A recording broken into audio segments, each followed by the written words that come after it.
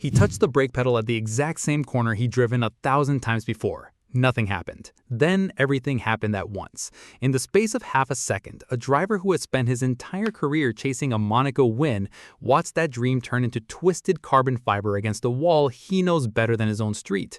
And what he said over the radio in the minutes that followed was so raw, so unfiltered, that Ferrari's most trusted partner of over 50 years felt the need to fire back publicly. This is not just a story about a crash. It's a story about who gets blamed when a $2 billion racing operation builds a car so complex that even the people who designed it aren't entirely sure how it behaves under pressure. Somebody was going to take the fall for what happened in Monaco. The question is whether they were pointing the finger at the right target. Stick around, because by the end of this video, you'll understand exactly why modern Formula One cars are now so complicated that a piece of equipment used successfully for half a century can suddenly become the center of an international dispute. Let's rewind to the moment everything went wrong. It was the Monaco Grand Prix, the one race on the calendar that means more to Charles Leclerc than any trophy anywhere else in the world. He grew up watching this race from balconies overlooking the very corners he now drives at nearly 200 miles an hour. For a driver from Monaco, winning at home isn't just another result, it's the result. And for most of that particular Sunday, it looked like it might finally happen, or at least come close. Leclerc was running in third place, comfortably inside the podium positions, doing exactly what a driver in his situation is supposed to do: manage the gap, protect the tires, and wait for the laps to click down. Then the race threw in a late safety car. If you've watched enough motorsport, you know this is often where races are won and lost. Tires go cold, brakes lose temperature. Drivers who were cruising comfortably suddenly have to rediscover grip levels they'd gotten used to just minutes earlier, and they have to do it in real time, at racing speed, with zero margin for error. It's one of the most dangerous windows in any Grand Prix, and everybody in the paddock knows it.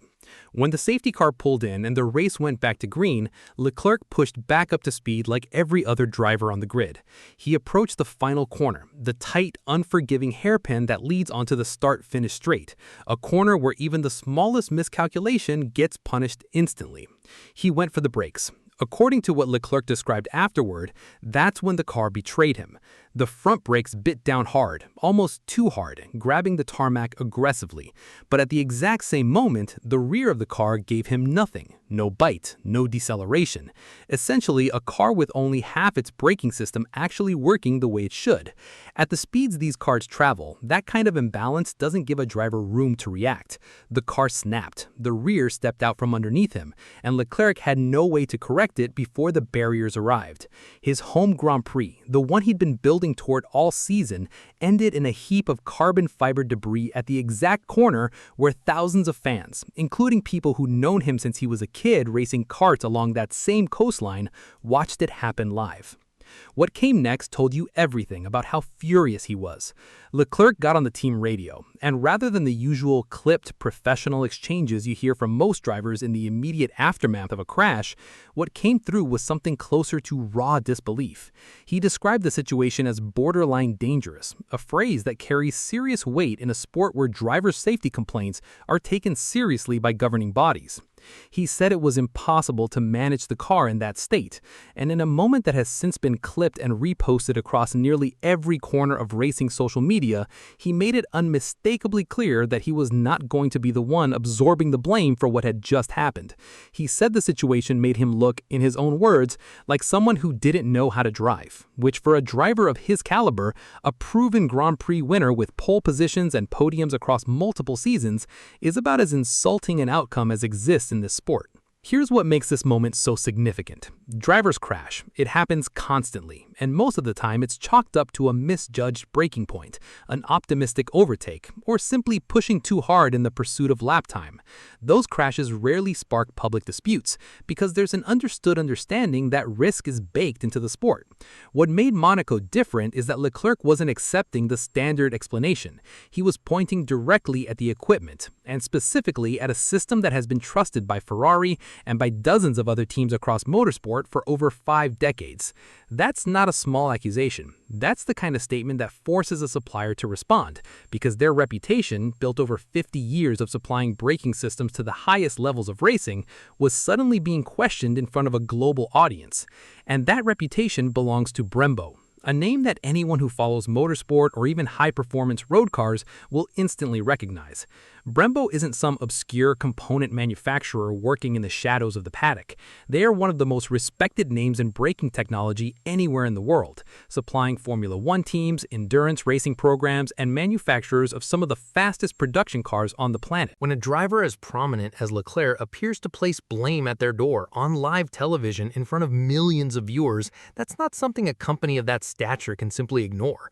But before we get into how Brembo responded, and trust me, their response added a completely new layer to this entire situation, we need to understand something crucial. What actually failed in that car? Was it really the brakes themselves? Some kind of mechanical fault, a physical component that broke down and stopped functioning? Or was something else entirely going on? Something buried deep inside the increasingly complicated technical rulebook that governs how these 2026 specification Formula One cars are built. Because the explanation, once you dig into it, reveals a genuinely fascinating and largely misunderstood problem that has been quietly reshaping how modern Formula One cars behave. And it has almost nothing to do with any single part braking. It has everything to do with physics, temperature, and a set of regulations that fundamentally changed how these cars generate and manage energy. To understand what happened in Monaco, you have to understand what changed for the 2026 season, because this is where the real story begins. Formula One didn't just tweak a few aerodynamic rules this year, they rewrote the power unit regulations from the ground up, shifting the balance of how these cars generate their performance. The new generation of power units leans far more heavily on electrical energy harvesting than anything we've seen before. In simple terms, these cars are now designed to pull a significantly larger portion of their deceleration force from the rear axle's energy recovery system rather than from old-fashioned friction braking. Think about what that actually means for a moment. In previous generations of Formula One cars, when a driver hit the brakes, the physical brake discs and pads did the vast majority of the work, converting kinetic energy into heat through good old mechanical friction, exactly like the brakes on a road car, just operating at a far more extreme level. But under the new regulations, a much larger share of that deceleration comes from the rear energy recovery system instead. The electric motor connected to the rear axle acts almost like a second braking force, harvesting energy that gets stored and later redeployed for acceleration. It's an elegant piece of engineering on paper, and it dramatically improves efficiency, which is exactly what the sport's governing bodies wanted when they designed this new formula.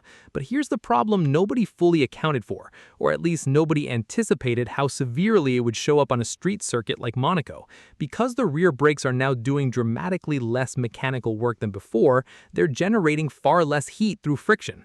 And in motorsport braking systems, heat isn't just a byproduct, it's essential. Brake discs and pads are engineered to operate within a specific temperature window. Below that window, the materials simply don't generate enough friction to provide reliable, consistent stopping power. Above that window, you get fade and reduced performance from overheating. It's a narrow band, and hitting it consistently requires the brakes to be worked hard enough, often enough, to stay within range. On a circuit like Monaco, low-speed corners, short straights, and constant aggressive braking zones, that challenge becomes even more extreme. Under the old rules, drivers were mechanically braking hard and often, which kept temperatures naturally elevated throughout a stint.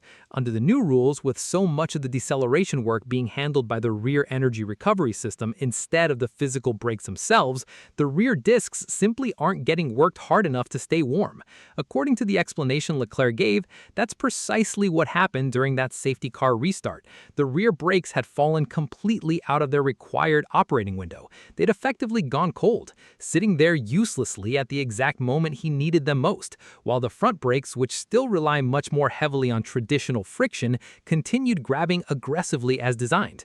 The result was a car with a violently unbalanced braking response, exactly the kind of imbalance that can snap a rear end loose in an instant, especially coming out of a safety car period when tire temperatures are already compromised. This is genuinely one of the most fascinating unintended consequences to emerge from the new regulations, and it's a problem that extends well beyond just Ferrari. Multiple teams across the grid have reportedly been wrestling with similar rear brake temperature challenges throughout the season, particularly at street circuits and tracks with heavy low-speed braking zones. It's a direct byproduct of pushing so much braking responsibility onto the energy recovery system, a system that, while brilliant for efficiency, wasn't necessarily designed with the same margin for temperature stability that traditional friction brakes have relied on for decades. So if this is a known sport-wide challenge tied to the regulations themselves, why did Brembo, Ferrari's braking partner, feel the need to respond so firmly to Leclerc's comments? That's where this story takes its next turn, and it's a turn that puts two respected names in the sport directly at odds with each other in public for the entire racing world to watch. Brembo's response arrived quickly, and it was carefully worded in the way you'd expect from a company that understands exactly how much is riding on its public reputation. Rather than simply staying silent and letting the criticism pass, as some suppliers might choose to do, Brembo issued a statement that pushed back directly against the framing of what had happened. They described Leclerc's public comments as premature, a word choice that matters here because it doesn't deny that something went wrong. It challenges the conclusion that Leclerc had drawn about why it went wrong. According to the statement, early data reviewed by Brembo showed no evidence of any physical component failure. No cracked disc, no broken caliper, no structural breakdown in the actual hardware they had supplied. In their view, the components themselves had performed exactly as designed. What the statement instead pointed toward, carefully and diplomatically but unmistakably, was that the underlying issue might actually be rooted in how Ferrari had integrated those components into the rest of the car. Specifically, they suggested the problem could be traced to Ferrari's own aerodynamic ducting and brake basket design, the surrounding structure that channels airflow to cool, or in this case, potentially fails to adequately warm, the brake assembly during a race. Think about what that statement actually implies if you read between the lines. Brembo wasn't saying Leclerc was lying about what he experienced in the cockpit. Nobody disputes that the rear brakes failed to provide adequate stopping power in that moment. That part of the story lines up with what the data reportedly showed. What Brembo was disputing was where the responsibility for that failure actually belonged. Their argument essentially is that they build the components, but it's up to each team to design the surrounding architecture, the cooling ducts, the airflow management, the basket that houses the brake assembly, in a way that keeps those components operating in their correct temperature range. If that architecture isn't managing temperatures correctly, the problem isn't necessarily with the brake itself. It's with how the team built the car around it. This is where the dispute becomes genuinely complicated, and honestly kind of fascinating if you enjoy understanding how these things actually work behind the curtain, because both sides can be technically correct at the same time. The brakes may well have performed exactly as their specifications intended, and Leclerc may well have experienced a genuinely dangerous, unpredictable loss of rear stopping power that was completely outside his control as a driver. Those two things aren't mutually exclusive. The real question the sport, and frankly the fans, have been left asking is whether this counts as a supplier issue, a team integration issue, or simply an unavoidable consequence of regulations that are still being fully understood, even by the engineers who helped write them. What makes this dispute even more layered is the history behind the relationship itself. Brembo has supplied brakes to Ferrari for more than 50 years. This isn't some new supplier relationship still finding its footing. It's one of the longest-running technical partnerships in the entire sport, built through championship seasons, through eras of dominance, and through plenty of difficult years too. A public disagreement of this nature playing out for the world to see is genuinely rare between two organizations with that much shared history. It signals just how much pressure both sides were under in that moment. Ferrari desperate to protect their driver and explain away a catastrophic result at their most symbolically important race, and Brembo equally desperate to protect the reputation built over half a century in one of the most technically demanding environments in all of motorsport. For Leclerc personally, this entire saga didn't end at Monaco, and honestly, what happened next made the whole situation even more difficult to process, both for him and for everyone watching his season unfold from the outside. The weeks that followed Monaco turned into what can only be described as one of the most punishing stretches of Charles Leclerc's career. And if you thought the story ended with a single unfortunate crash at his home race, you're about to see just how much worse it got before things finally turned around. Formula One has a reputation for testing drivers not just physically, but mentally, and few situations reveal that more clearly than what unfolded for Leclerc in the races that followed his Monaco disaster. Barcelona came next on the calendar, and if there was ever a moment where Leclerc needed a clean, confidence-restoring weekend, it was here. Instead, qualifying delivered another gut punch. Leclerc suffered a heavy crash during the qualifying session, the kind of impact that doesn't just cost lap time, it costs confidence. And in a sport where drivers are constantly walking a razor's edge between pushing for performance and staying within the car's limits, Confidence is everything. When a driver starts to doubt whether the car underneath them is going to behave predictably at the exact moment they need it to, that hesitation shows up everywhere, in braking points, in commitment through fast corners, in the split-second decisions that separate a good lap from a great one. According to reports from within the paddock, Barcelona reignited concerns about exactly the kind of unpredictability that had already caused so much frustration in Monaco. While the specific circumstances differed from the brake and balance issue, the broader theme remains uncomfortably familiar. A driver operating one of the most complex machines ever built for competitive racing and finding that complexity working against him rather than for him at critical moments. Then came the retirement. A hydraulic failure forced Leclerc out of another race entirely, adding yet another entry to what was rapidly becoming one of the most difficult runs of his career. For context, hydraulic systems in Formula One cars control an enormous range of functions, from gear changes to brake balance adjustments to various actuator systems throughout the car. A hydraulic failure isn't a minor inconvenience, it's often a complete race-ending event, and depending on the exact nature of the failure, it can also raise safety concerns of its own. Stack these incidents together, a brake failure that ended his home race in the barriers, a heavy qualifying crash at the very next event, and then a mechanical retirement not long after, and you start to understand the mounting pressure both Leclerc and the entire Ferrari operation found themselves under. This wasn't just bad luck scattered across a season, this was a pattern, and patterns in Formula One tend to attract intense scrutiny both from fans and from the media covering the sport closely. Inside the team, this stretch reportedly forced some serious internal reflection. When results like this pile up in such a short window, Teams don't simply shrug it off and hope things improve on their own. There's pressure from sponsors who've invested enormous sums into the team's performance. There's pressure from the drivers who are ultimately the ones putting their trust and their physical safety in the hands of the engineers designing these machines. And there's pressure from the fans, an incredibly passionate, historically demanding fan base that has waited years for Ferrari to return to the kind of consistent competitiveness the team is famous for. What's particularly interesting about this period is how it reflects a broader challenge facing every team on the grid in 2026, not just Ferrari. These new regulations represent one of the most significant technical overhauls the sport had seen in years, fundamentally changing how power units generate and distribute energy, how brakes are integrated into that system, and how drivers have to adapt their entire approach to managing a car that behaves differently than anything they've driven before. Teams across the paddock have spent this season essentially learning in real time, adjusting car designs race by race as new problems reveal themselves under actual competitive conditions rather than in controlled testing environments.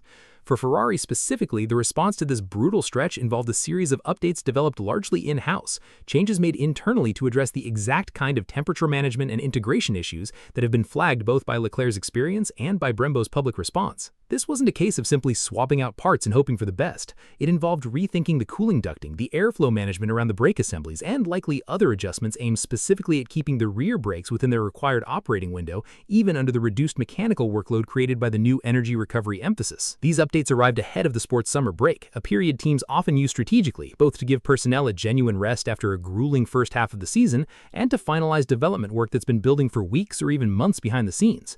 For Ferrari and for Leclerc specifically, this summer break update represented something more than just routine development. It represented an opportunity to prove that the disaster in Monaco, and everything that followed it, wasn't a permanent flaw baked into the car's fundamental design, but rather a solvable problem that engineering expertise could actually fix. And what happened next is exactly the kind of turn that makes following a season like this so compelling, because just when it looked like this story might be defined entirely by frustration, public disputes, and a driver's home race ending in the barriers, everything shifted at one of the most historic circuits on the entire calendar. Silverstone has a weight to it that few other tracks in Formula One can match. It's the home of British motorsport, the circuit where the World Championship itself was first contested back in 1950, and it remains one of the most demanding, high-speed tracks drivers face all season. Fast, flowing corners that reward precision and punish hesitation in equal measure. For a driver looking to reset momentum after a brutal stretch of results, there are harder places to do it, but there are also very few places that carry more prestige if you manage to pull it off. According to reports from the weekend, the updates Ferrari had developed in-house translated directly into performance improvements that showed up almost immediately. The brake balance issues that had plagued Leclerc since Monaco appeared to be under control, the rear temperatures reportedly staying within their required window even through Silverstone's demanding braking zones. And with a car that finally felt predictable underneath him again, Leclerc delivered exactly the kind of result that silences doubt, a breakthrough victory at the British Grand Prix. Think about the emotional arc of that moment for a second. This is a driver who just weeks earlier was on team radio expressing genuine frustration and disbelief after watching his home race end against a wall through no fault of his own driving. A driver whose next 2 race weekends brought a heavy qualifying crash and a mechanical retirement. And then, at one of the sport's most historically significant venues, with updates his team had worked around the clock to develop, he delivered a win. Not just any win, but the kind of result that goes a long way toward proving both the driver and the team could adapt under genuinely difficult circumstances. But even with that victory, Leclerc has been refreshingly honest about what this season has actually felt like from inside the cockpit.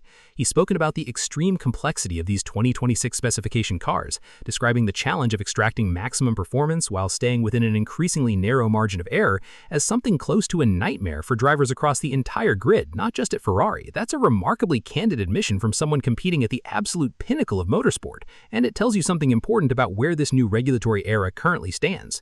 These cars are faster, more efficient, and technologically more advanced than anything Formula One has produced before.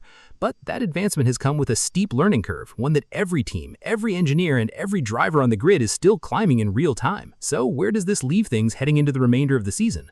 The Silverstone win proved that the brake balance problems exposed so dramatically in Monaco weren't an unsolvable flaw, but a genuine engineering challenge that could be addressed with focused development work.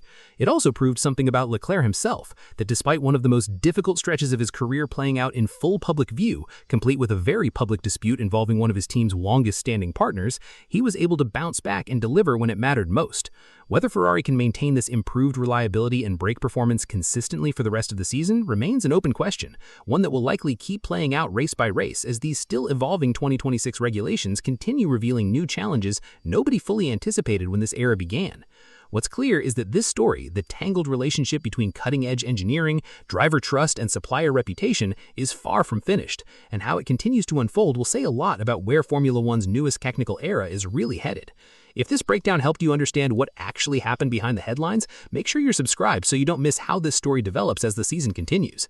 Drop your thoughts in the comments. I'd genuinely like to know whether you think this was a supplier issue, a team integration issue, or simply an unavoidable growing pain of a genuinely new era in Formula One. Thanks for watching, and I'll see you in the next one.